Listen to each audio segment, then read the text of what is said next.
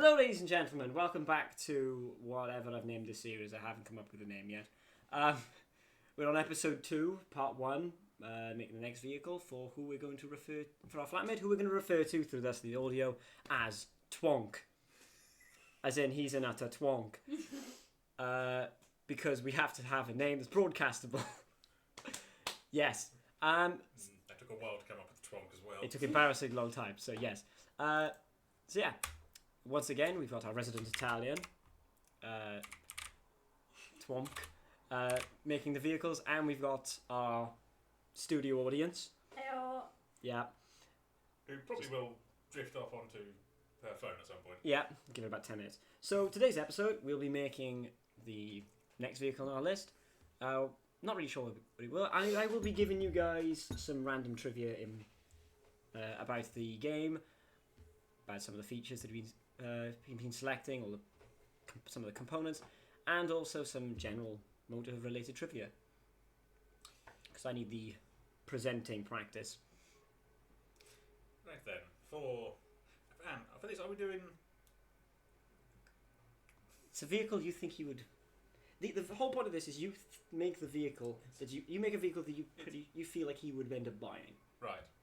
But not just sort of as someone has said, oh, I want this vehicle. Can I do the car he's already got? No, that's cheating. No, you've got to make some... Yeah, that's the whole point of this. It's... You make a vehicle that you think he will buy if he was presented with it. Right. That's the sort of point of this thing. The one thing with Dents, in our previous episode, he has very particular views, is how I'm going to phrase this, on vehicles where they're unusual. Yes. Yes. We're going to not quote him in this because that would be mean, and we'll do that in a different episode. So, yes. For this, Twonk is quite interested in, well, every time he plays this game with us, he tends to be making muscle cars, even when he's trying not to make a muscle car. He'll make a pickup truck, but that's normally for particular things. He also is quite fond of the Hot Hatchback. He himself drives a old Fiesta. And he also has an old Renault Clio, which is trapped in his garage. Yes, we'll gloss over that one. Slowly rusting away. Yes, slowly rusting away in the dreary wet weather of Wales. Yes. Yes, so... In the hellhole known as the Valleys. No, you shush, right? Sorry, don't sound of the valleys, right? Yes, FYI, an Englishman with part Italian, stuck with the Welsh. right. We're not... Hey, I'm just saying that... stop there, because I don't want to see the war that's going to come up in the comment section. Stop.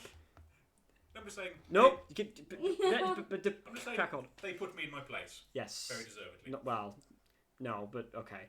Right. More editing. Yes, more editing. As I edit all of this out. Yeah. So this is the sort of thing. We may as well talk about Dents while we're waiting. His opinions, he's quite fond of the old 4x4. The Defender, he quite likes the Discovery, the Range Rover, the older ones. That sort of thing. Those are his views. We once did a challenge where I basically said to these guys, you have to make 3 different vehicles, and you have multiple attempts at making these vehicles, to refine them, stuff like that. He made a pickup truck. His pickup truck had a gigantic V8 engine. It's quite grunty, fair enough.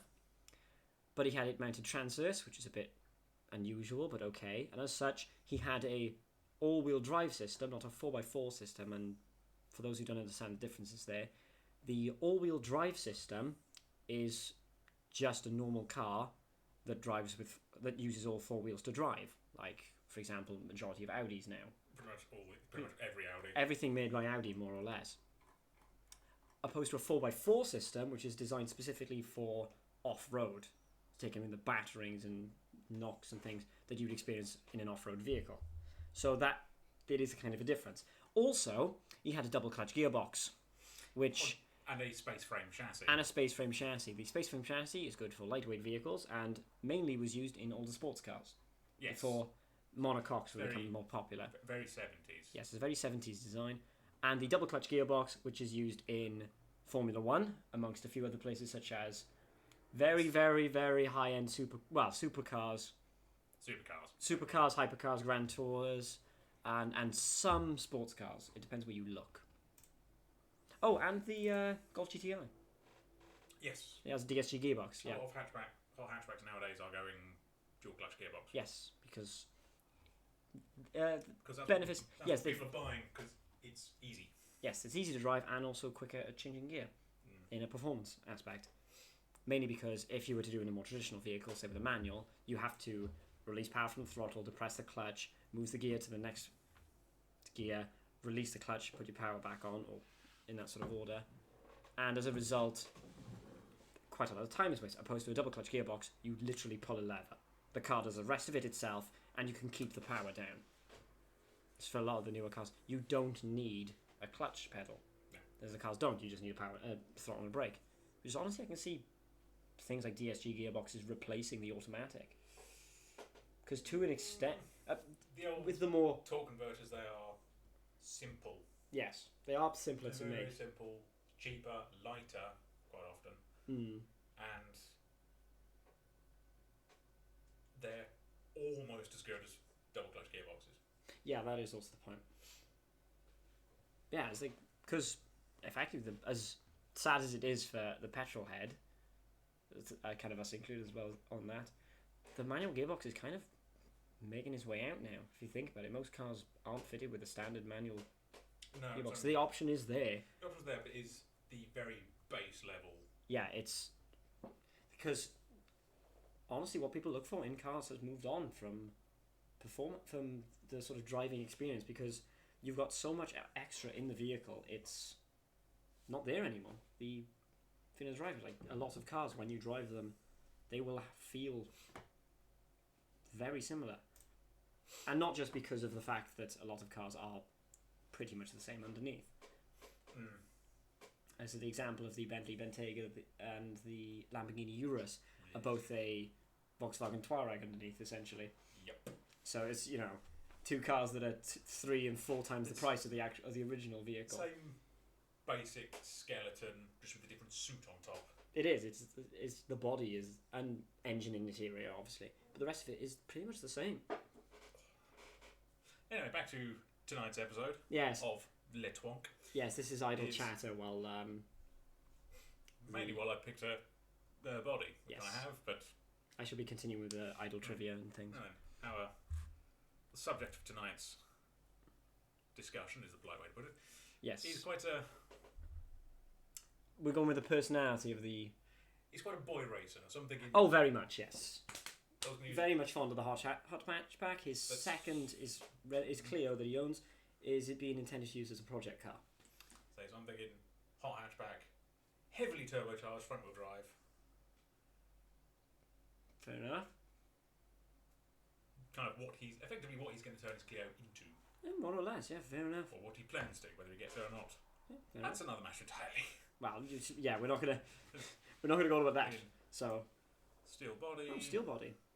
Oh, one minor point to highlight my professionalism, ladies and gentlemen. I forgot to do something.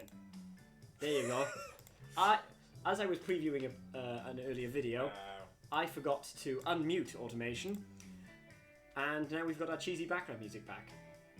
Sorry for the 8.5 minutes of no cheesy music. Yes, again, apologies on that one. Professional YouTuber, ladies and gentlemen. I know what I'm doing, he says. But back to what we're doing. So at least this one of the presenters has learned not to swear in this one. Yes, we're getting there. My co-presenter of this show, oh good lord. Mickey Mouse Operation, don't cover it. Right. If it's good enough for Top Gear, Yeah. and all the... Shenanigans. This is one way to put it. Yeah.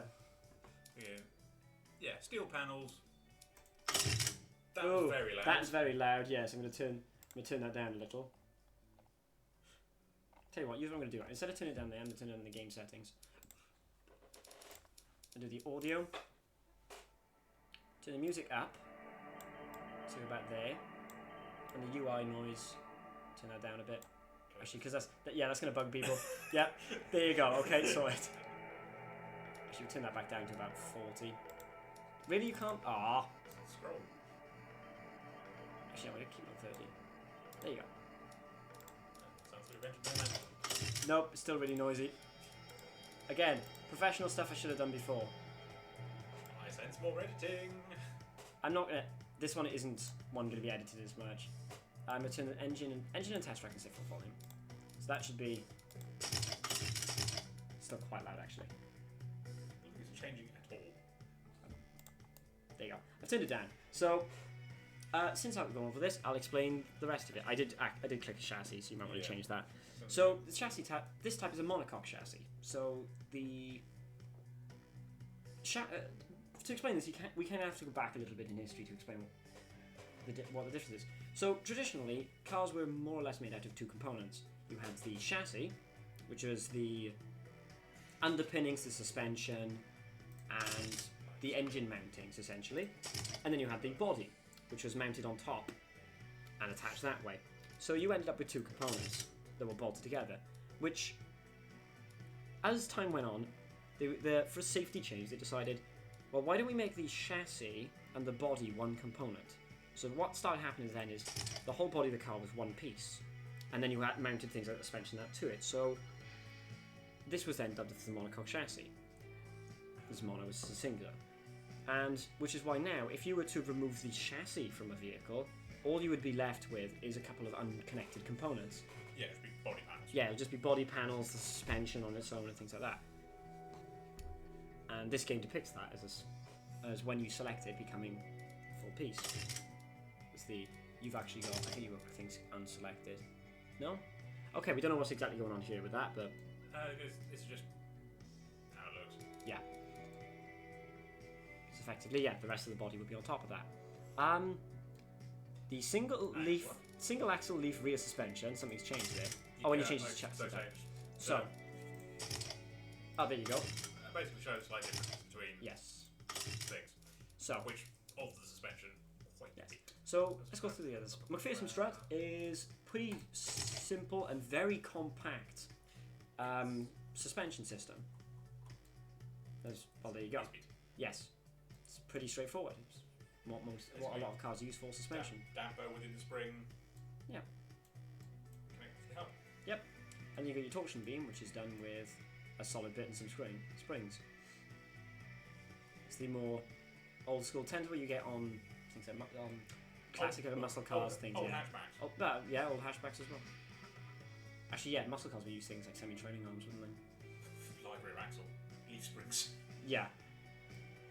That's the one thing with the muscle car as well. It's sort of it hasn't developed as much as other car types, and I'm aware of some of the people's opinions on that. But when you look at things like how long did it take before independent suspension was fitted on cars? It was the Camaro that we used in the Transformers films. It's a lot of the rear suspension for muscle cars. My forte. Yeah, but it was the variant of the Chevrolet Camaro that was made as Bumblebee in the Transformers movies. That version, I cannot remember the year off the top of my head, and I'm sorry about that one. Mid-noughties. Yeah, it was in the noughties.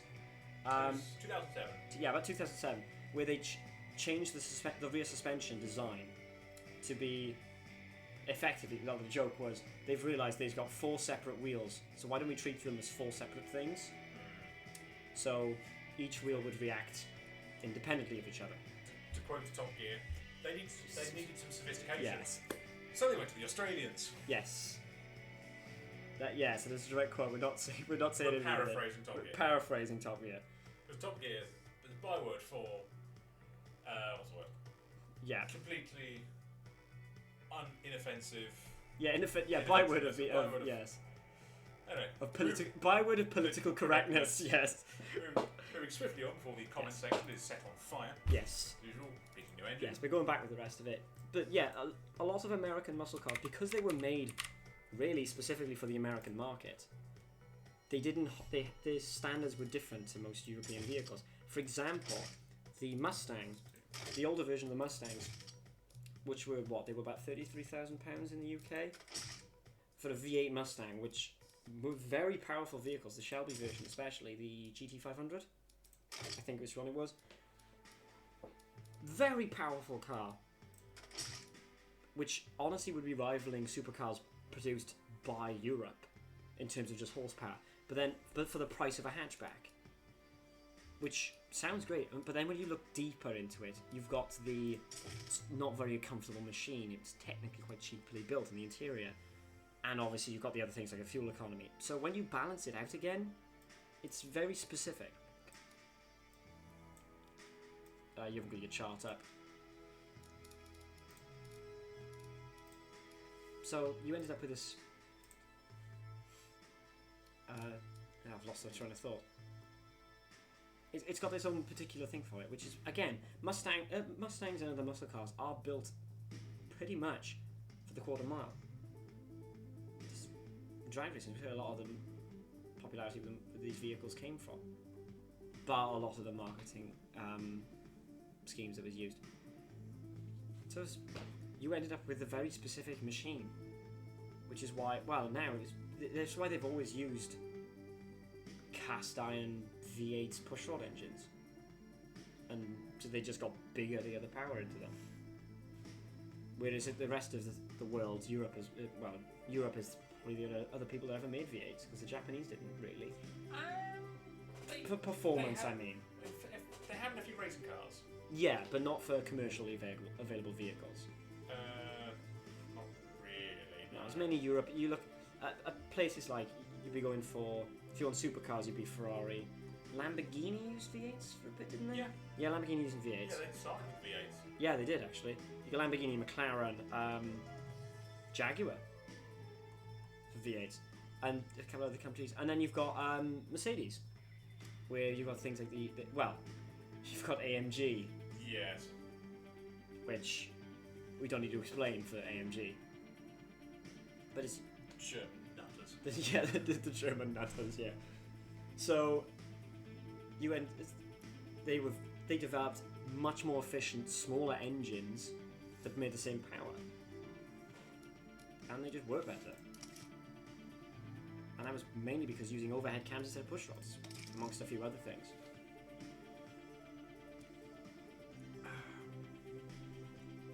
Yes, that's why the American market, when compared with European cars, ended up not competing in the same way, because they weren't made for that audience. It's like what we said before about with what General Motors were doing. For a good while, they were making cars as cheaply as possible to just churn them out. And then when some new law, was it some new laws introduced? No, it was when the economic crisis hit in 2008. They then realised that people aren't buying these cars because of the quality on them, so they had to shift. Because the European equivalent and Japanese equivalent, Japanese especially in America, blew them out of the water. I think the 5 best-selling cars in America are all Japanese. In terms of actual cars. Yes, in maybe. cars. Ignoring pickups. Pickup trucks are an exception for this sort of rule, because you've got things like the Ford Raptor, Or the F-150. F-150, yeah, the best-selling car in the world. Is the Ford F-150. Yes. It is sold in North America. Yes. That's it. I think it's literally Canada, USA, Mexico. Yeah, that's it. Maybe a little bit in South America, but They work their way down in there. South America, it's probably the Ford Ranger, smaller pickups. Yeah. This is the sort of what you end up with. I feel like this conversation for today, we can't use conversation stream, but you will have something along similar lines. I'm not making a sting though. And a tail? The tune, Oh, the yeah, the little shadow puppet. yeah. I'm not making anything for that. But Yeah. I think today is going to be an engines discussion. Or this is sort of the muscle car, really. Yeah, so when you compare that, for example, if you compared an American muscle car, fine, we'll go for an example, the Mustang, perfect one to pick there. The new no, actually, we'll go to the bit more extreme thing, we'll go for the Demon, why not? Oof. 1,000 horsepower and is undrivable. No, the Demon's 800 something, not 1,000. No, it's the Exorcist. Exorcist. 1,000. Yeah. That's No. Yeah, that's a different kettle of fish. That's a very low production thing that runs on race fuel. Yes. But no, I think I'd stick with the Mustang for this one, because that's the one everyone instantly recognises. If you compare that to the European equivalent, which will be an AMG Merc, really, you look at the comparison between them. They're both made to have massive V8 engines and be quick, effectively. So what you ended up with comparisons, the Ford was a lot cheaper, but not as refined. I think refinement is the key word, really. Because the European cars are generally more refined opposed to their American counterparts, purely because of the purpose of them. And our standards are slightly different here because, well, there's the joke about corners. Yes, there aren't any American. No, there's only left-hand corners in America. Well, no, we're not going to discuss NASCAR. But It's because of how big America is, how empty it is. and it's empty as well, they just have these gigantic straight roads. And in Europe, because you've got all of those old, effectively what were horse-drawn roads, I mean Roman roads in some cases, Yeah. they are all winding and they follow the landscape a bit more, which is also why, Path of least resistance. yeah, it's also why you get a lot of the best driving roads. And going around ancient land borders. Yes, that as And well. property borders, rather. Yeah, so you end up with, that's why a lot of what people refer to as the best driving roads in the world tend to be in places like Europe and Japan as well, in some cases, and in some places in Asia, purely because of the way that they follow the landscape. They're not carved into it. They flow through it. If you get what I mean. Best bet for best driving roads in the world. Anywhere with mountains. Yeah, Effectively. again, that's why Italy is one of the places that are seeing some of the thing. We'll ignore the Italians' attitude towards towards cars and driving. It was the small hamlet in Italy that had a speed camera there for 2 weeks as a trial period, and it was set off 40,000 times. And this was only a small little area. And as usual, massive knocking problems. Yes, this is the usual thing. I will point out the scraps here compared to the ones in the bonk. Sorry, the dents rather. Dead. Yes, we've got that quite violent spike of torque, which is the red one. That's caused by the turbocharger. Because up until 3,000 RPM, which is where that peak is, more or less, the turbocharger isn't spinning fast enough to provide a boost. Whereas after that, the turbo kicks in, and you can see it in the arc. Which is why normally when you look at a power curve on an engine, you can normally tell if it's turbocharged or not, or at least if it's naturally aspirated or not, by the way it curves.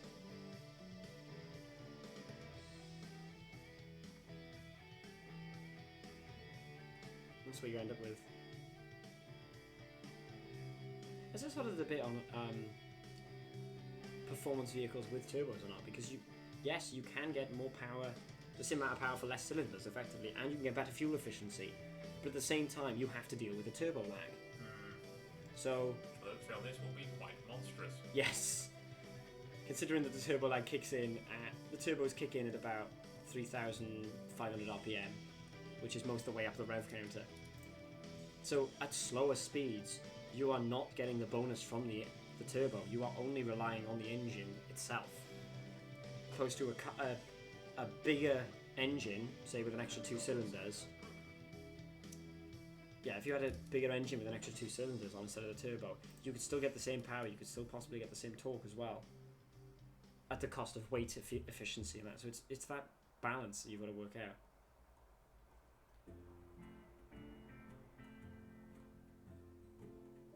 This music makes me think of a fancy restaurant. It's just casual. It's some casual. Some light jazz. It's some light jazz. Like jazz. It's a bit of light jazz. Let's bring it up.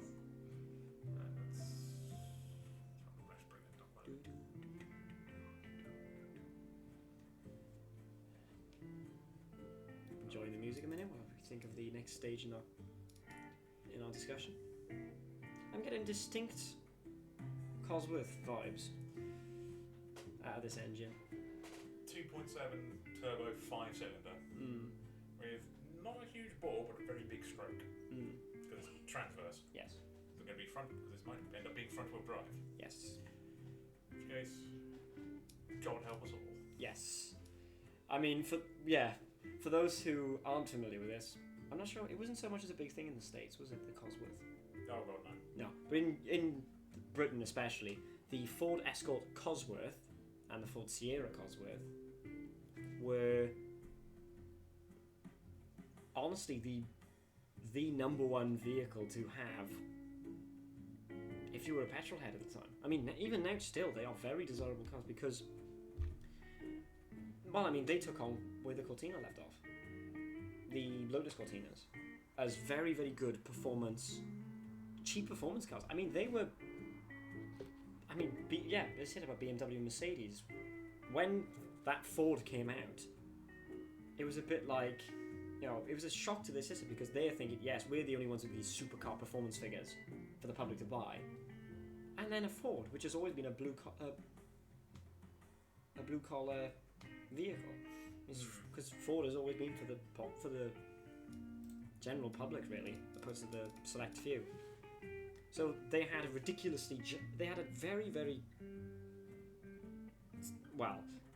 small, quite standard, small 5-cylinder engine with a gigantic turbo on it,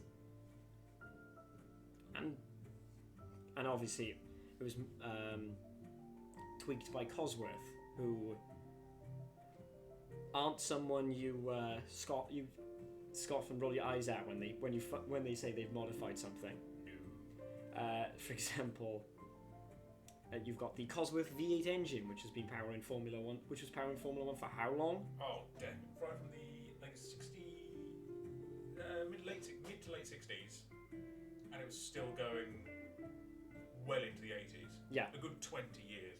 Yeah, which in Formula One is ridiculous. Yeah, because you think about nowadays it's a new engine, a new engine or an evolution of the engine every single year. Yeah. The Cosworth DFV remained unchanged for years upon years upon years. Yeah. And it holds a record for the most race wins, constructors victories, and constructors championships and drivers championships. Yeah. Because this is how good Cosworth are. They've kind of fallen behind. They're not in F1 anymore. No, it's not even F1. They've just fallen behind. I think they did make a Subaru. They had a Subaru out with an Impreza. Yeah, a while back, but that's tech it. Demonstration. It was a demo, and Cosworth has fallen down the back of the armchair, the back of the sofa. To be honest, not really. They helped. They've helped out here and there. Yes, they're more of a consultancy company now. Yeah, they're not a direct tuning company. They helped out the Aston Martin with the 177. Yes. They've done the same with the Aston Martin Valkyrie, and the same with Gordon Murray's new supercar, the T50. Yeah, they did. But it's nothing mainstream anymore, though. It's kind of it's Cosworth have never really done the mainstream thing. It's always been. Actually, yeah, it was the popularity of the Escort that brought it into the light, because it was performance car figures on your everyday hatchback. Only problem is during the 80s when, well, everything in the UK got nicked in the 80s. It was all stolen, and it was the most stolen car in Britain. Because it was, as Richard Hammond said in the last episode of the Grand Tour, it was a supercar performance figures on a car with the locks of a shed, so people would just break into them all the time. Because that's how easy they were to steal. And these things, by the way, were four-wheel drive. This thing with a very similar-ish engine, maybe not the same performance figures. It's quite a bit more. Yes, it's a bit more powerful. Is only going to be front-engined. Well, it's front-engined. Front-wheel drive, rather. Right. So we'll see.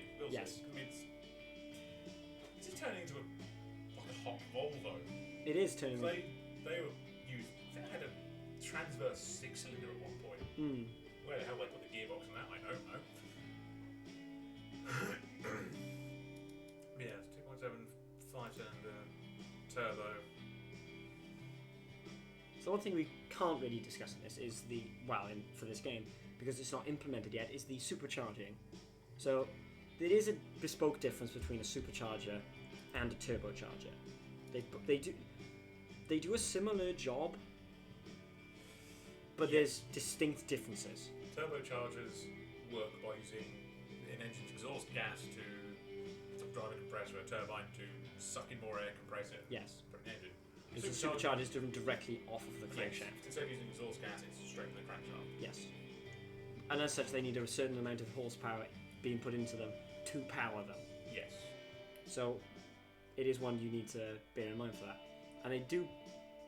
It is also why they both have different noises. Because you've got the whine of a turbocharger and the screech of a supercharger. It's the other way around. But yeah, you do get the distinctive notes. Supercharger has a distinctive whine. Yeah. Turbocharger is... Yeah. Yeah, that actually... That was terrible. I'm not editing that out. No, it's too late to swear now. I'll probably just edit a turbocharger and supercharger noise over the top if I get round to it. It's much more like a very heavy duty Hoover. Yeah. Well, it's effectively it is. Yeah. Also, yes, I'm going to provide you guys with context for the power of this engine. It's looking quite mad at the moment.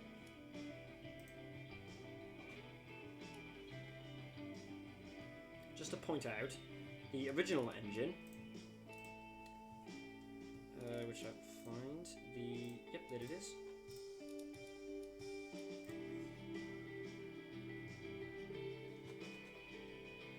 With 470 horsepower actually for the... Actually no, hang on, that's the Rally Edition. In the Sierra RS Cosworth, 1986, 201 horsepower. This has 344 and has half the driven wheels. Maybe. Do a quick test.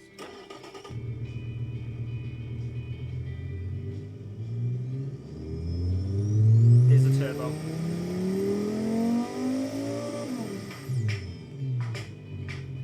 Backfiring. Straight piped? Not quite. There's a baffled muffler and then straight through. Yes. So one thing I will point out with these, for the straight through and none options on mufflers, if you do not put these are what tends to cause your exhausts to popple and bang and splutter and make noises along those lines, which is why a lot of people who tend to modify their cars, normally quite cheaply, will take a power drill and drill a hole in the exhaust, which will give it a similar effect. So, and it's quite good at making, well, it's make your vehicle louder, which is the whole point of the muffler, the baffle mufflers in this case, to do. They quieten the engines down. We turn down the speakers on our end. It doesn't turn it down for the audience, mind, so they get it quite loud still. Yes, but considering it is... Wrong one. Considering it's 1:45 in the morning, some of our flatmates may be asleep. Yeah, but the people either side are both in this room. Eh. So it's not like anyone's going to get us through the walls. I think I would hear it more because it's my wall next door. But also the speakers are pointing in his room.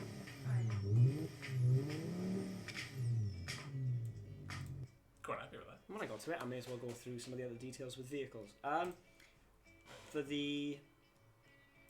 I may as well do drivetrains. So we talk about it. So you normally get... There's effectively 4 different types of drivetrain. Gloriously. Oh, it's the Sierra. It's the Sierra. That isn't. No, I mean like with the jelly mold. Yeah. But with the drivetrains, you've got effectively 4 different types. You've got front-wheel drive, rear-wheel drive, all-wheel drive, and 4x4. Now, 4x4 and all-wheel drive I did briefly touch over last time. Do you know what colour his Clio is? It's like a dark... It's a purpley blue. Well, it's Fiesta. Oh, it's Clio, it's silver. Silver. Yeah, he's got the silver one. But yeah, so you've got front-wheel drive. Pretty self-explanatory. The power is sent to the front wheels. Now, the benefits of this... Normally, most cars are front-engined. Especially for a hatchback like this, you'd have a front-engine front-wheel drive, which means you get... Yes, you have to use up a lot more of the space at the front, but the rest of the car has plenty of space.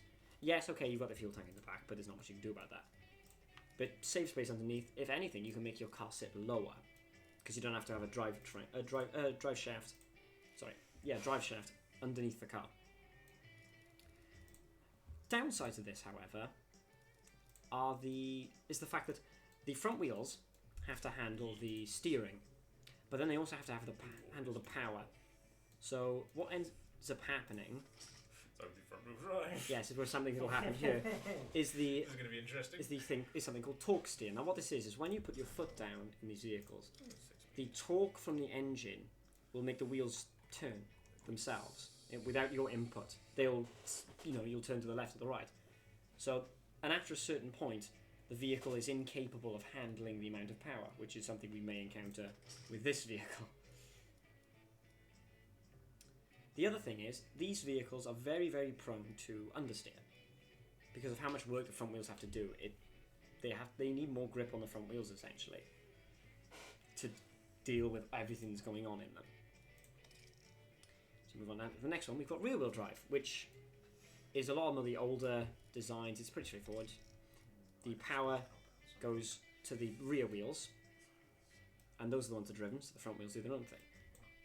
Kind of benefits of this, it's more fun is the one thing way to put it. It's the one that most people who wish to drift or oversteer, as the technical term is, like to do. The back end of the car kicks out. Oh, good lord. Yeah, you can go quite nuts with some things on automation. Yes, as you guys will probably experience in future videos, and the fact that the wheels are sticking through the rims a bit, the wheel arch is a bit there. Yeah, anything can be tweaked. Yeah, I was wondering, that's about seems to be as wide as I can make the wheels. So we have some performance issues. Yes, but yeah, the rear wheel drive issues. Well, they're more complicated to engineer for a start, because you have to normally for most front-engine cars or mid-engine cars, you have to have the prop shaft going from the engine to the wheels, and as such, normally that involves going under the car, which means it does have to sit a little higher if it has to go all the way under. So as I said before, then we got the all-wheel drive. So a combination of two. Power is sent to the front and rear wheels, so you get a lot more grip and better depending on how you use it, better performance that way. But at the same time, it does have the byproduct. It does have some of the drawbacks of front-wheel drive. The dealing with torque steer can sometimes be an issue, and also the understeer mainly is the big issue with four-wheel drive vehicles. However, it does depend on the powered distribution. And what I mean by that is which set of wheels get the most power. Because with some all-wheel drive vehicles, only the front wheels only get a little bit of power. A great example is the FF, the Ferrari FF. Yes, FF, only GTC4, Lusso. Yeah, it was only about 30% of the. I think it was about 30% of the horsepower went to the front wheels, and the rest went to the back. Yeah. So it depends how you balance it. Now, if you balance it more towards the back, it'll handle more like a rear-wheel drive car will. Yes, but some of the drawbacks, they are very, very complex machines because you have to design all of that. But you do get some good good benefits for it. And then we got the all-wheel drive. Now this has a lot of the similarities of all-wheel drive. 4x4 all-wheel drive, all wheels are driven. However, the 4x4 is built with more robust actions in mind. Joe, just to point out, this vehicle apparently will easily break the current production car speed record.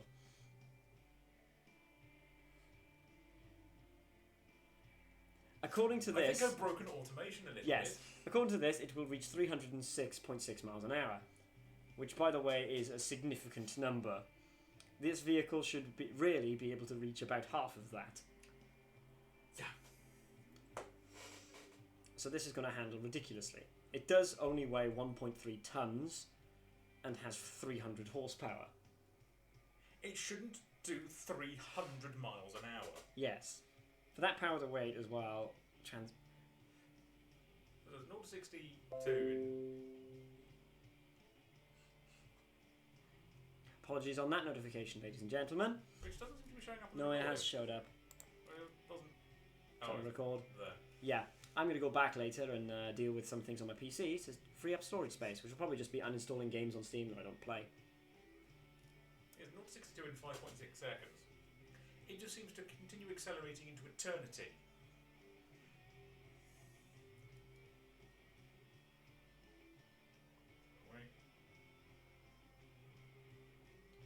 So this thing's going to be very difficult to drive. I think once we finish this recording session, I'm going to uninstall some stuff. I'm going to do which is stupid. It should be doing 88 in 5th. Maybe 4th. Yes. This is quite bad. This is quite excessive. I think we may have to do what Ford did with the original Cosworth. Slap a gigantic spoiler on the back.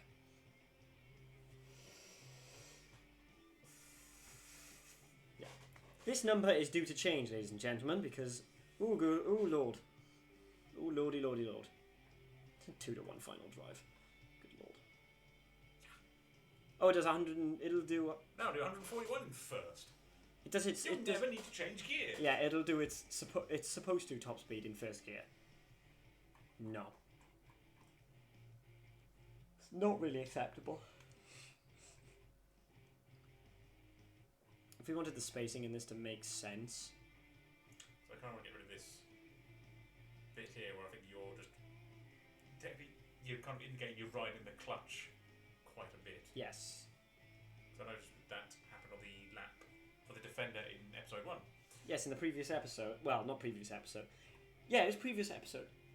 For those who I haven't explained to yet and haven't done this properly, the nature of these is we're going to split each vehicle into 2 to 3 parts. The first part will be us building it in automation, which is this sort of bit here, part 1. Part 2 will then be us driving it about in BeamNG Drive. Now we may or may not include a part 3 with the person we designed it in for, sort of with his challenge, gives us their opinion on it, or their thoughts on it at least. However, we may not be able to. We may not do that. It depends on everyone else's views on it, to be honest. So yes, So that depends a lot. Chronic understeer at 44 miles an hour. Yes. This is very much a straight line car. Yes. Drivability 99%. Yes, we've broken this. It is Just to point out how broken it is, the game thinks it is a track car. That's why it's kind of what I'm aiming at. That's why it's. We get to. This is a straight car. Into, That's fitting. what? The car only goes straight. Yes. So I'm thinking, if you something he watch it with that, right? something he'd have bought, stripped out, something stripped out. So even though it is a 5-door car, the rear seats have been removed and the interior has been gutted. And so you've taken that into account as well, Yes, which is honestly why it weighs so little. Yet it still has atrocious fuel economy. Yes. Very safe though. That being said, it does have a cylinder more than the original vehicle. So this isn't sort of based on an actual car. It's just no, I suppose not. It's the one we're using as referencing. I should have said. Sports compound then. It's a bit more grip in the tyres. Semi-slicks. Oh no, it gets worse. Pardon me.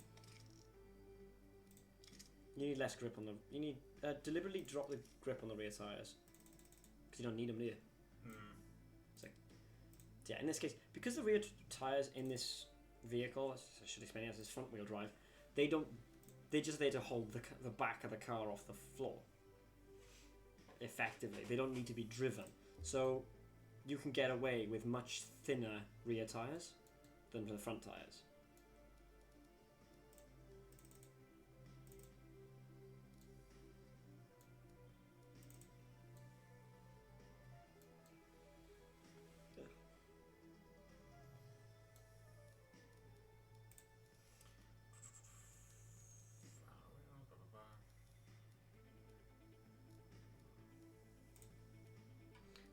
I seem to be on it. Well, I may as well continue my whole thing on drivetrains today because that's where I started. So carrying on. I may as well do engine placements. Oh, that's quite a bit of brake fade That's a actually. lot of brake fade. Yes, as I said in the previous episode about brake fade is something we're going to need to counter quite badly. Yep. I think the only option would be vented or quality upgrade. Oh! Go back to. I found a problem. Where? Coefficient of drag is broken. That's a decimal point issue. That may explain why it has a somewhat infinite top speed. Yes. It doesn't have any drag. Because the higher the No, drag number, the Yeah, it has. theoretically this shouldn't move. Yes. This will be very interesting to drive. Yes. This will be a very interesting one, as we notice as we're going through. mail mount violently explode. Yes. However, it does take 35 meters to stop from top speed. Sorry, not top From speed. 62. Yeah, from 62 miles an hour. Yeah. In Church of England. yes, the Church of England. That's pretty funny. Yeah. I was going to say with the Right. drivetrain stuff. So you've really, in the grand scheme of things, you have 3 different types of engine placement, and then each one of those types has longitudinal and transverse. You've got your front, mid, and rear. Now, front engine vehicles, they are what most people would experience. Engine under the bonnet. I did mention this in a previous episode, and that puts a lot of the weight off the front wheels. So it means you've got a good bit of grip while steering. This might be why I'm having brake fade. Currently, cooling flaps, none. Cool. Yeah, those gives you some extra cooling. Not by much, though. It's mainly for engine. Yeah. The front engine placement is also one of the easiest to engineer, especially if you're doing a front engine car, which majority of vehicles are being made as. Because you've got to think about all the hatchbacks and things. Then you've got your mid-engine cars, which tend to be supercars of some description, high-performance vehicles. It gives you better balance, so in the cornering, they can corner quite a bit faster because of the weight distribution. Because you want a 50-50, that sort of thing. However, the downside of the mid-engined argument is if it goes while cornering, it doesn't forgive you for messing up. Is the easiest way to describe that, isn't it?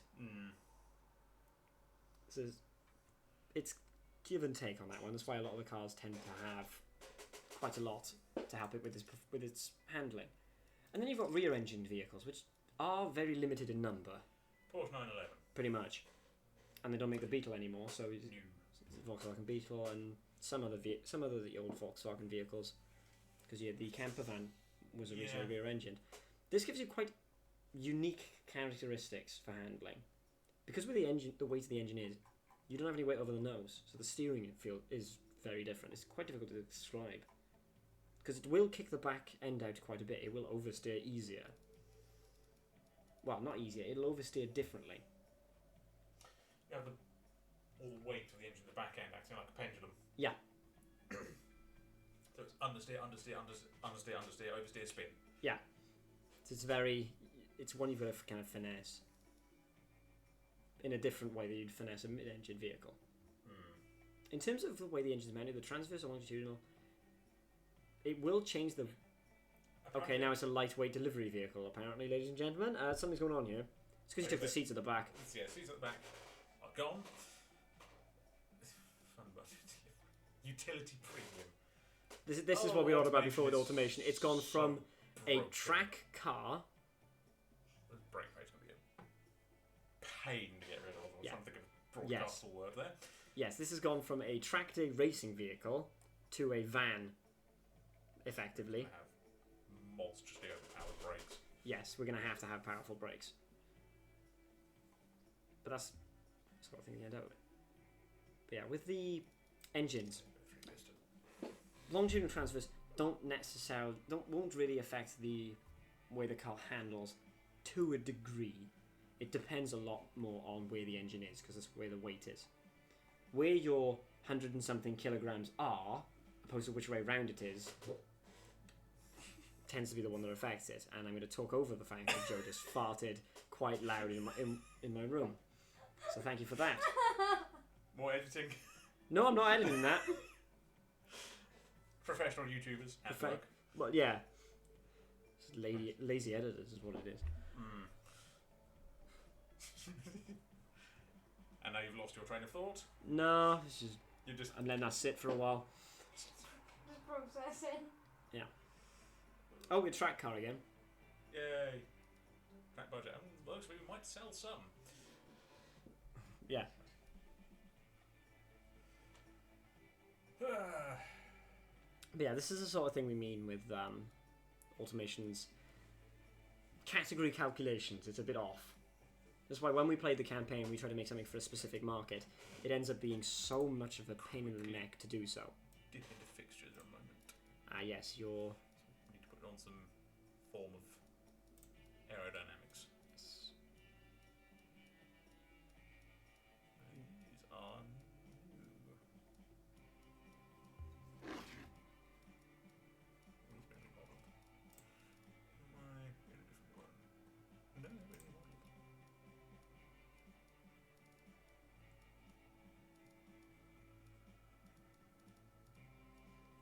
think about that. I need to do some research.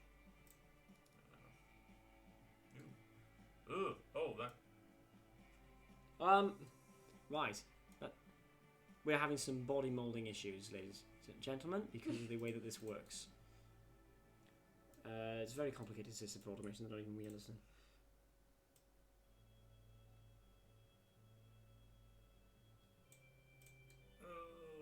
Oh no. What? This is not happy.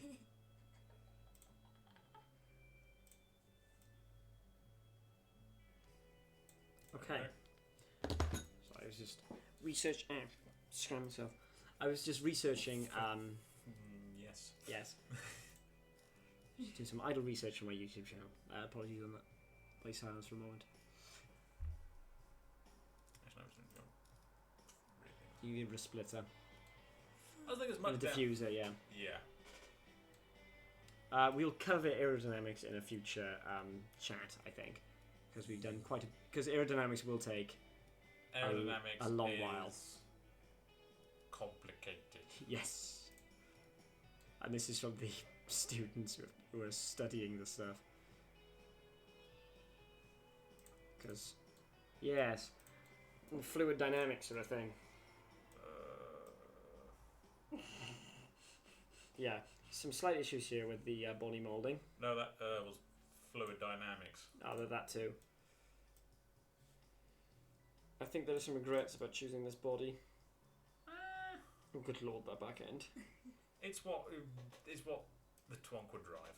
It is. It's what he'd buy, and he would buy it, and it's what he'd modify it to, if he had Yes. the energy and the effort to do it. Now, what's the ugliest wing we can put on it? Just beware the body molded.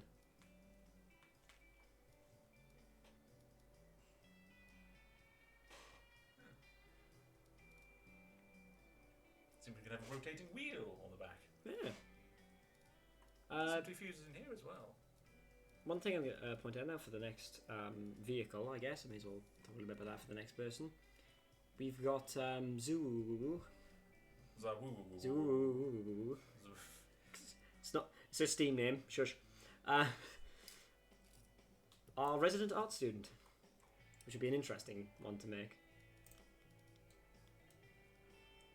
Although we already know. What?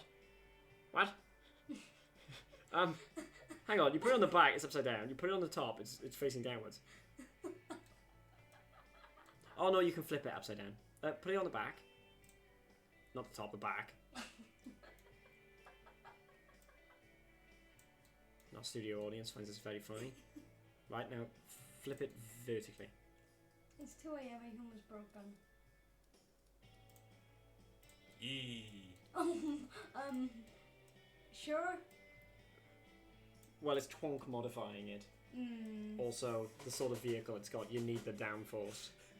That's out of necessity. Actually, all your downforce you need is at the front end. Yeah, but you know, the full aesthetic.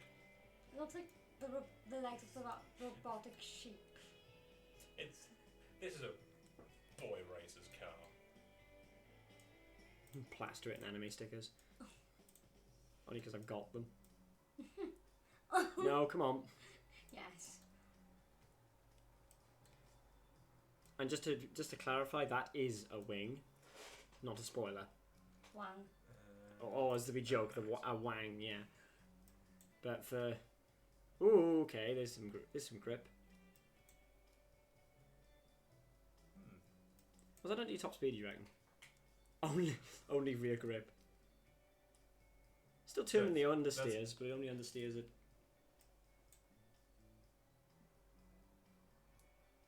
This is the understeers worse with that. Because you're rear Yes, wing. because I have actually sub rear grip. Yes.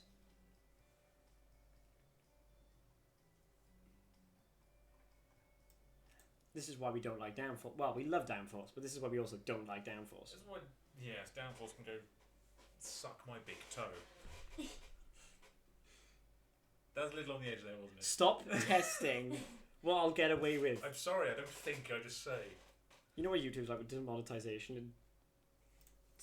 I'm just trying my best. You won't have 271. ads because you're not paying for AdSense, so it's not gonna. That doesn't work like that.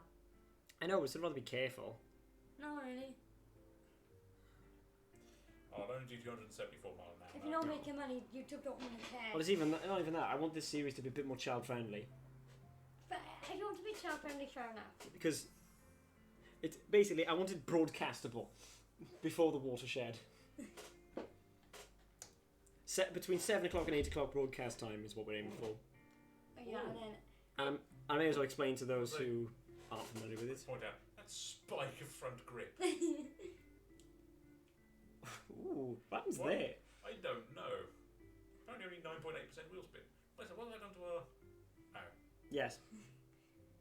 We'll be fine. Yeah. We just won't use first and second gear. Yeah. Just Start and finish third. it. But yeah, for those who aren't familiar with what it is, the watershed is basically 9 o'clock in the UK for television. It is when the Spot bar. non-child friendly content begins, Spot and by that I mean bar. anything with swearing sort of thing, because the general idea is the kids would have gone to bed by then. Your rear brakes are nearly powerful enough to deal with all the front weight of the car. I swear we do the exact same series only on my channel because my channel is not child friendly. Oh yeah, no, well, my channel isn't either. It's just these ones will be, but everything that isn't is marked with the 18 plus label. Yeah. Purely because of the child friendly thing. Not even because it's inappropriate content. It's just You know you can have it as in not on YouTube Kids, but also not restricted. yeah, I'm aware. That's what mine is. It's because of the amount of stuff I upload to my channel, and I'm not making 7 different channels Oh no. 7 different channels. for all the different types of content. No, I'll just upload it and put in a playlist. So it makes it Yeah. easier for you guys as well. So you just find the playlist you want. Hydraulic. Hydraulic brakes. Advanced 20s because...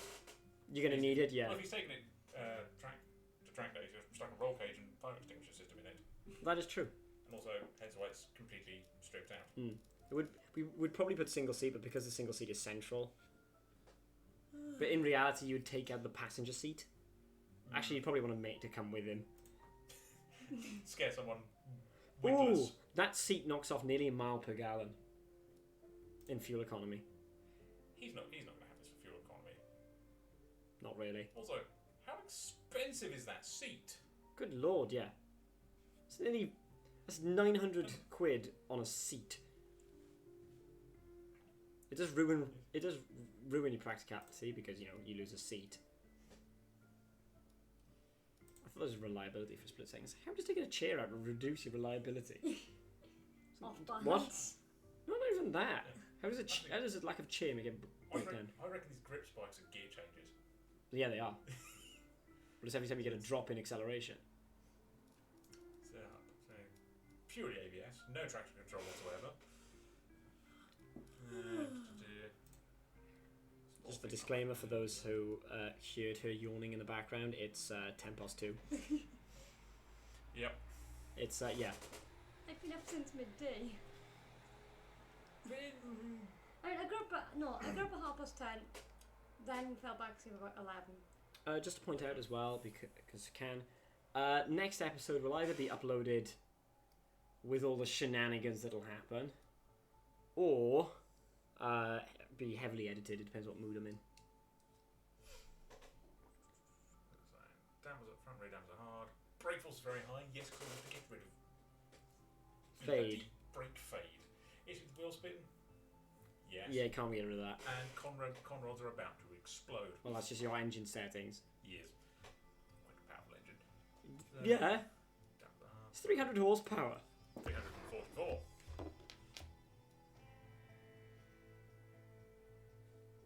That does it.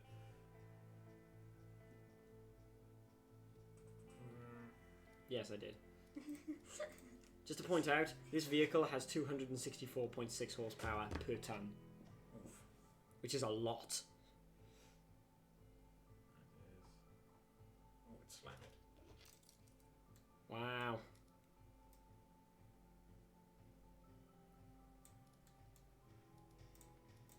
Quite a lot of the time with these builds, sometimes form will overtake function in importance.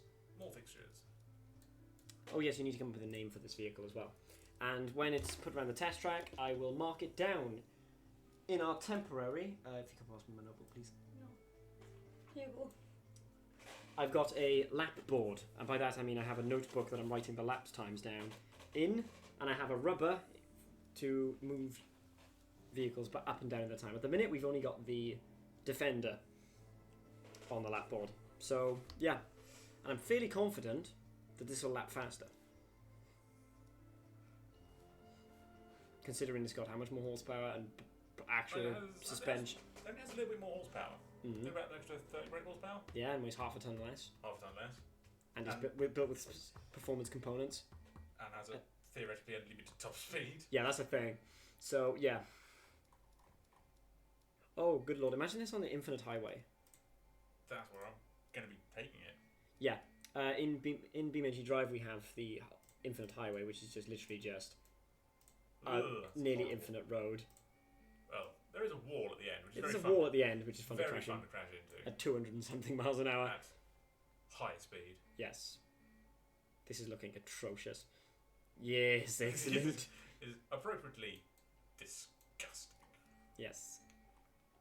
We may do a different version of this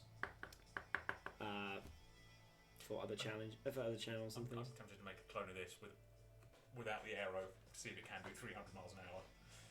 We'll give it a go at some point. Because if we're going to do this for your channel, I'm talking to our studio audience here. If it is this we're doing it on, Yeah. cause I got other games you probably would enjoy playing about on. I'd love to see you play Oxygen not included. That would be funny.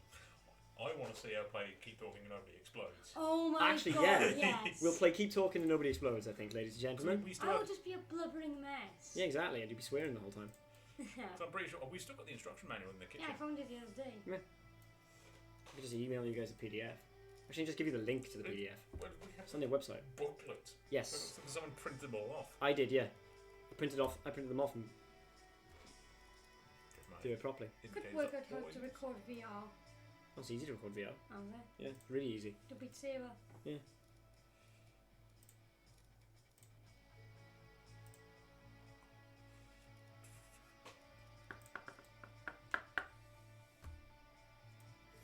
Again, we'll be streaming Job Sim as well. Oh my god, yes. We'll set that back up in the kitchen, and I'll set up my webcam so you can see the person is playing. Our viewers can meet Dave. Yes. Oh my god. For context, Dave is what I have called my VR headset because we strapped googly eyes to the front. Because we're those sort of people. Big googly eyes in the front of Dave. Yes. So so yeah, you can imagine how that works on a headset.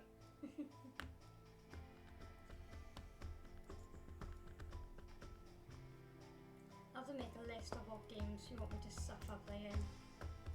Yeah, we did have an attempt earlier for her playing Hearts of Iron because her previous game experience added up as basically GTA, and that's more or less it. GTA and a little bit of COD. Yeah. So then we slapped her into Hearts of Iron. And those who don't know, it's a World War II strategy game that is quite complicated if you don't know what you're doing. I was putting it rather mildly. Yes. Because that's the game she decided to start with instead of, anything else.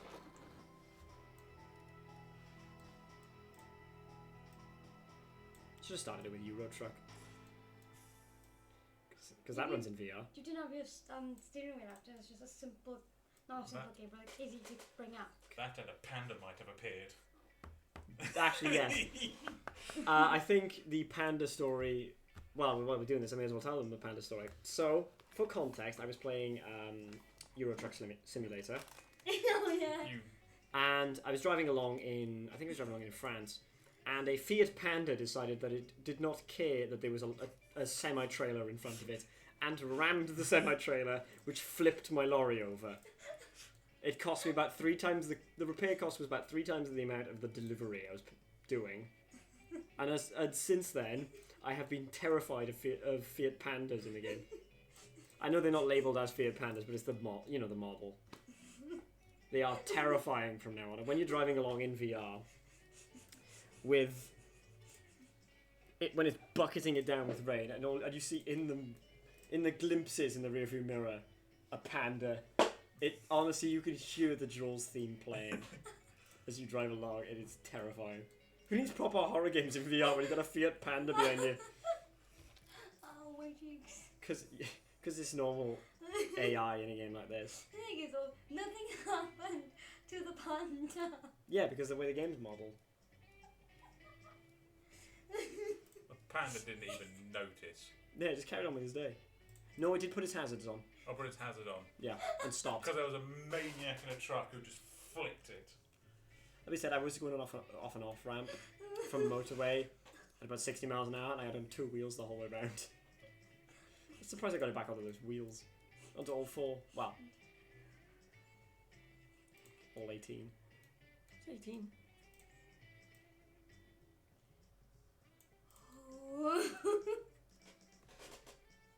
What was that? He's still laughing at the panda. I think our studio audience is starting to fall apart. We've lost our studio audience. Track card, they've ripped the number plates off. This is this is very normal. Actually, yeah, he would have ripped the number plate off. Now, now we need to find the most disgusting rims possible. I have some ideas.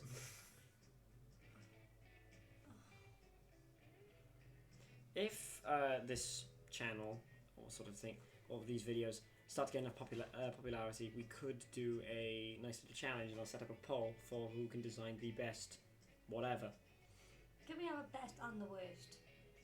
May as well. You'll have them rank them. You do 3 of them. Yes. And I will put one rule in, Oh. and it's the same rule that normally applies. There's a rule with this when we play this game. When it comes to styling, there's one grill. Oh, Yes. yeah. This game has the Lexus grill, and those who know what I'm on, have seen it, know what I'm on about. This. Yes, it's a very specific grill, and it only works on very specific body types, and this game does not have any of those types. So the Lexus grill, regardless what car you put it on, looks disgusting. And as a sort of general rule, we don't use it, and by that I mean I don't let anyone use it. Which is why we sneak it on when you're not looking. Yes, and then I spot it and go, oi.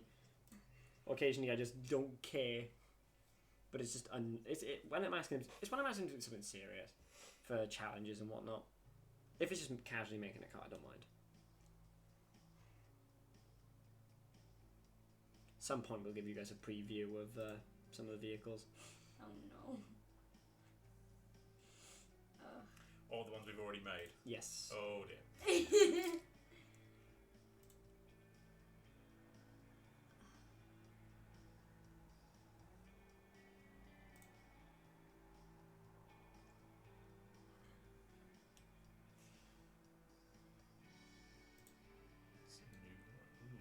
Oh, those are awful. Yeah, there's something off about those. Interesting, but Chicken wire. Pretty much. I just made a mistake. As those are disgusting rims. Mm-hmm. Thing is, these bits Don't spin. No, they do. Do they spin? They do spin. So I think I put them on something. I think. I can't remember.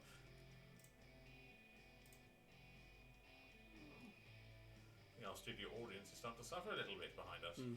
Oh, these are the neon rims I was discussing. I mean, it's currently what, 20 past 2. I just realised I've got a responsibility of waking someone up tomorrow at 10 a.m. You can go bed. No. There we go. Ladies and gentlemen. Because you know, I'll just sit and watch TikTok until 4 a.m. anyway. Yeah. And you're not going to... Yes, that's what you're not going to anyway. Mistakes are meant to be made. Mm-hmm. Yeah, by me. I make mistakes so no one else has to. You make different kind of mistakes. Hmm? You make different kind of mistakes. Yes.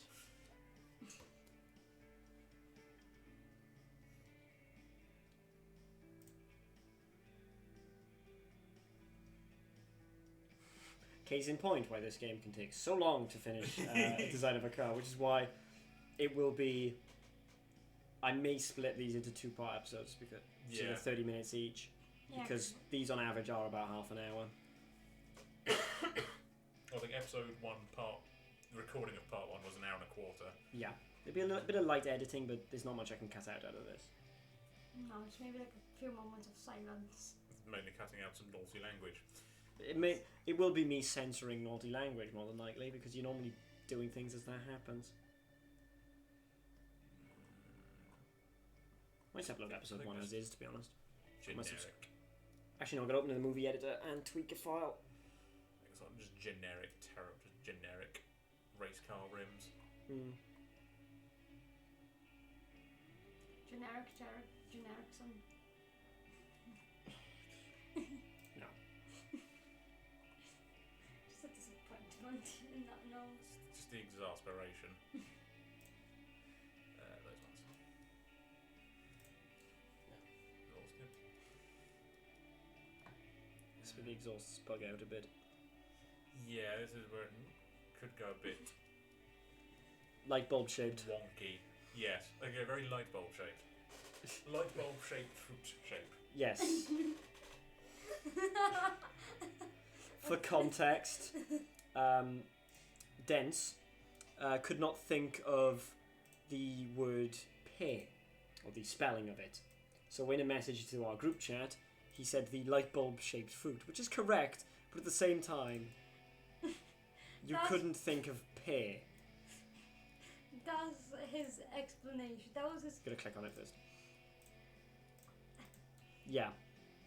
We went for. So let's also note random fake exhaust on this side. Yeah, which is kind of fitting.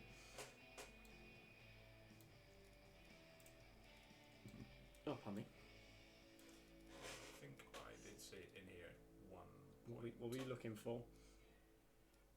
It's a heavily turbocharged monster. So Oh, it's yes, going to an have the intercooler. intercooler, Hanging out the front. maybe. I think that might be backwards. It is. There's nothing you can do about that. Ha. Well, that's annoying. Yes. That's the thing with these modded parts.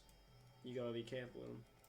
That's why you have it so it's hanging out the bottom like an intercooler would be, in this case.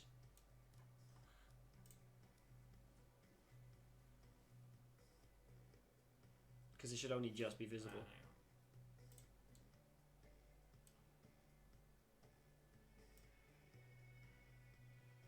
Because it goes. Yeah.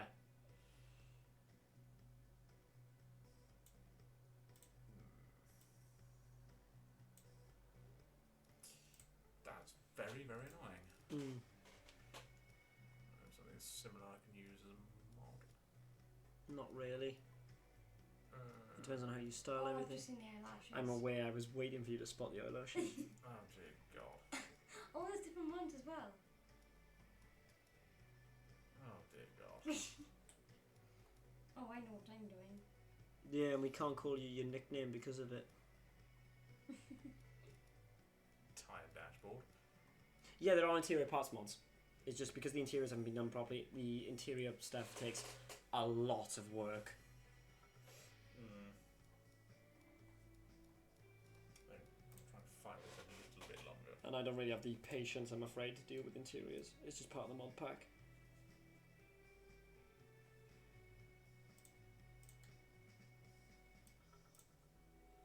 Ugh.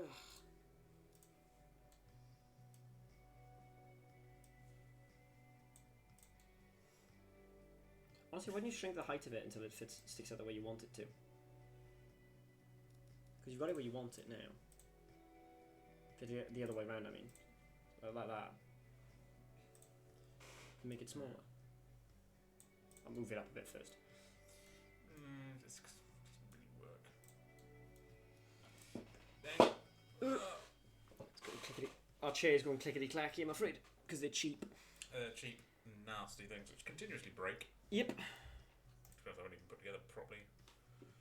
I'm going to tweak the grill then. If that ain't going to fit. Actually, I'm going to different grill. Something enormous.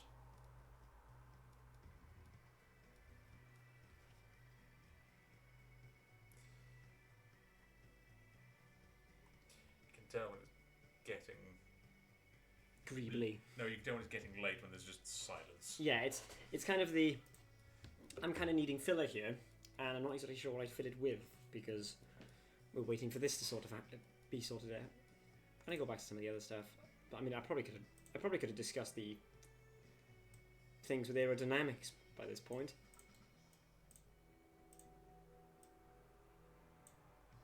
It's my random bits of car trivia sort of fizzled out. It's become a long, arduous discussion.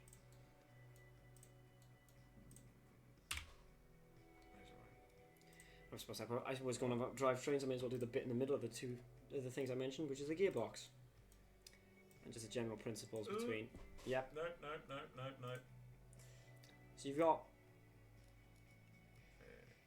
So let's start off with you've got these things like automatic. So automatic, ones you're probably all familiar with in one form or another. You select drive, reverse, park, and neutral, I guess, and you don't have to do any of the real gear changes. The only major difference you have between that and a lot of the other gearboxes is if you have it into drive or reverse and don't touch any of the pedals now, if you brake off, the vehicle will slowly move into whatever direction you put it set it in because of the lack of the clutch. Or the clutch you can control. Then you've got your manual gearbox, again, the other one everyone's familiar with. Use a clutch to disengage the engine so you can change the gears. It's quite, again, straightforward. There's two others you have, which is the sequential gearbox and the double clutch gearbox. Now, we did briefly discuss the double clutch gearbox in the previous video in regards to it being mounted to vehicles. But the sequential gearbox is one mainly reserved for rallying, amongst other things. Yes. The way that it works.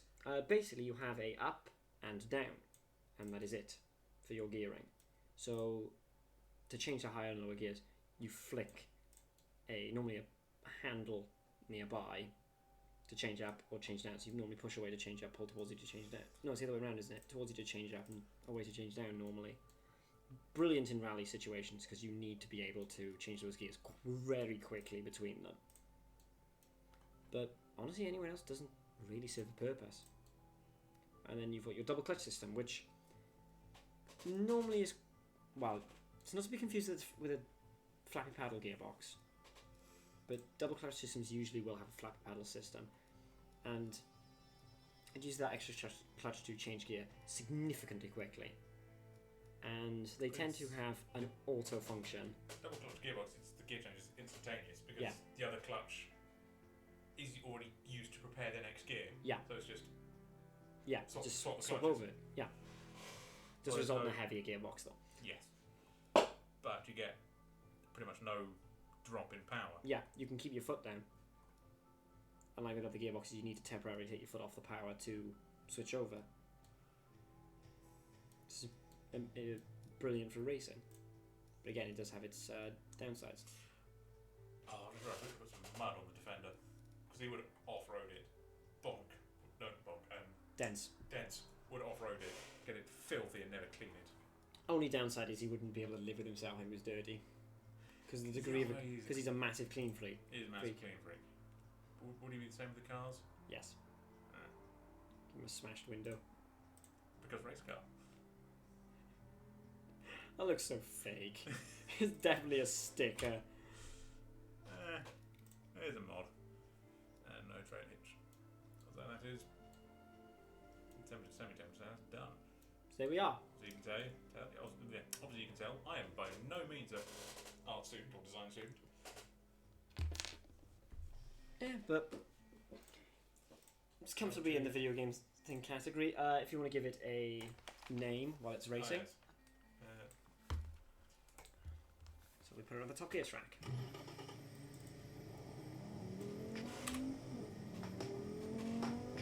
You can hear it pop and spluttering from the straight pipe exhaust. It's not quite a straight pipe. Well, it's got a straight flow. No, it's got one travel and one straight through.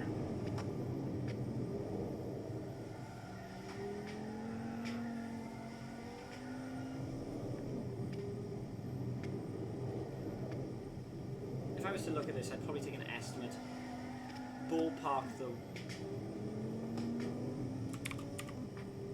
Easily in the high 130s. Clear. Yes. So I'm going to bring up the lap times while this is all happening. I hope that this is this is going to be echoing, isn't it? Which I apologise on your behalf. There's only so much space for the microphones and everything, and I'm using headsets to record for 2 people.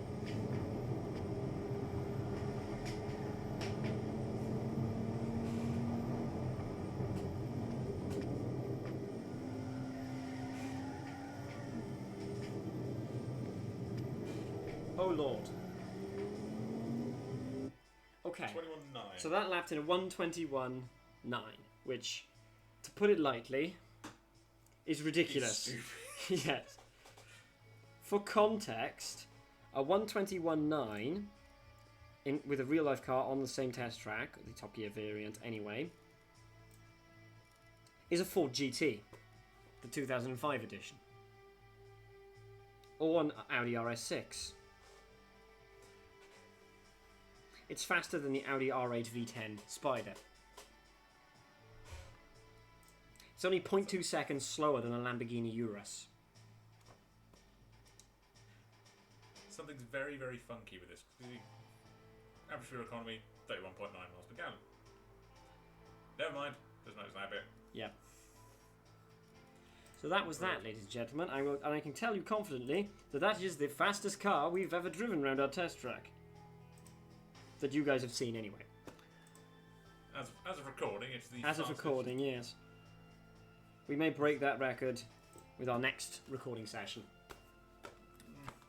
It depends on what he ends up making. Because I think I'd say so far, these have been the easiest 2 to build for. yes. Because other people either don't really have that much interest in cars. Or have none at all. Yes. Because we've gone through a person who quite likes off-roaders and a person who is actually studying a form of automotive engineering in university. Now we've got an art student, a travel and tourism student, an aerospace engineer, me, an automotive engineer, himself. That would be the easiest one. That'll be the easiest one, he just makes what he wants. A policing student, and a criminology student, yeah. And a computer science student. All of which don't really have, apart from us two, don't really have that much interest in cars, at least to the same extent. So it's going to make this very difficult. But can I ask you to remember to save us .car file? Do. So yeah, that was the second episode, part 1, maybe part 2, depending again how I edit this. If I bother at all to make a cut in it. Yeah, we've got 2 of 8 finished, and you guys will see us testing them in the future. So as always, I hope you guys enjoyed. Don't forget to like, comment, subscribe, all the other generic shenanigans that I'm obliged to ask for you guys, because YouTube is a thing. I don't know where I'm going with this. Some things we made earlier. Yes, some previous things. Yes, okay, they've seen the bus and the lump of excrement, the banana and the excrement. We don't want to scar them for life. Yes. Anyway, yes.